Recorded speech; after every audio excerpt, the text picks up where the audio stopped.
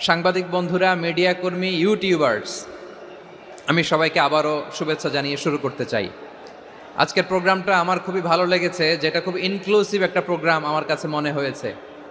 সব জায়গায় আমি বলি যে দল মত নির্বিশেষে কোরআনের প্রোগ্রাম এটা সবার প্রোগ্রাম, ঠিক কিনা বলেন?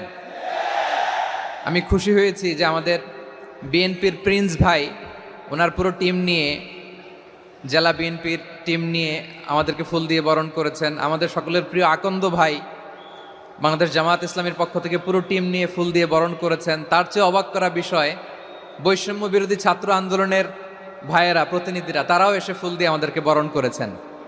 তার মানে ময়মনসিংহের এই স্টেজ হয়ে গেছে পুরো বাংলাদেশ, ঠিক কিনা বলেন?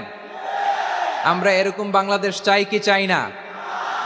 যেখানে ভেদাভেদ থাকবে না, মারামারি থাকবে না, এক ডাকে আমরা একত্রিত